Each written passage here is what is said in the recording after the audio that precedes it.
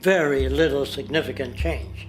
It's going to take the redesign of our culture, our values, and it has to be related to the carrying capacity of the earth, not some human opinion or some politician's notions of the way the world ought to be, or some religious notions of the conduct of human affairs. And that's what the Venus Project is about. The society that we're about to talk about is a society that is free of all the old superstitions, incarceration, prisons, police, cruelty, and law. All laws will disappear, and the professions will disappear that are no longer valid, such as stockbrokers, bankers, advertising, gone forever, because it's no longer relevant. When we understand that it is technology devised by human ingenuity which frees humanity and increases our quality of life, we then realize that the most important focus we can have is on the intelligent management of the Earth's resources. For it is from these natural resources we gain the materials to continue our path of prosperity. Understanding this, we then see that money fundamentally exists as a barrier to these resources, for virtually everything has a financial cost. And why do we need money to obtain these resources? Because of real or assumed scarcity. We don't usually pay for air and tap water because it is in such high abundance, selling it would be pointless.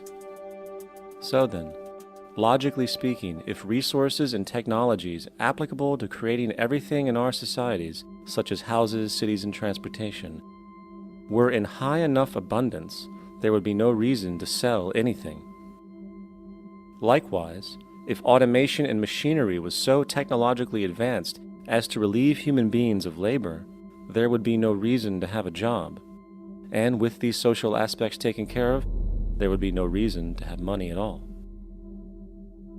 So the ultimate question remains: do we on Earth have enough resources and technological understanding to create a society of such abundance that everything we have now could be available without a price tag and without the need for submission through employment? Yes, we do.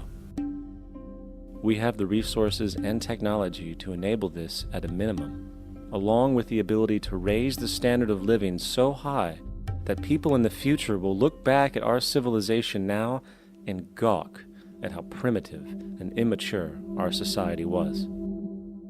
What the Venus Project proposes is an entirely different system that's updated to present-day knowledge. We've never given scientists the problem of how do you design a society which would eliminate boring and monotonous jobs, that would eliminate accidents in transportation, that would enable people to have a high standard of living, that would eliminate poisons in our food, that would give us other sources of energy that are clean and efficient. We can do that out there.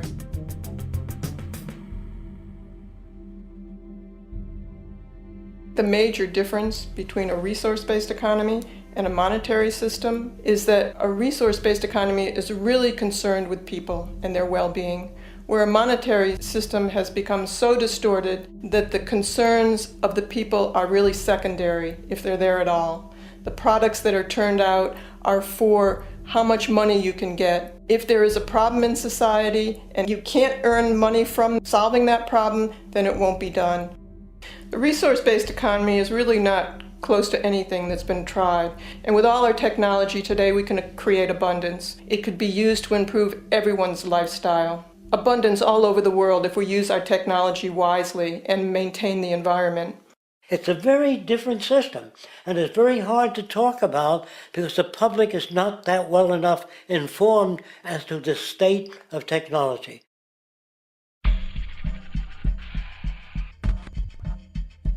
At present, we don't have to burn fossil fuels. We don't have to use anything that would contaminate the environment. There are many sources of energy available. Alternative energy solutions pushed by the establishment, such as hydrogen, biomass, and even nuclear, are highly insufficient, dangerous, and exist only to perpetuate the profit structure that industry has created. When we look beyond the propaganda and self-serving solutions put forth by the energy companies, we find a seemingly endless stream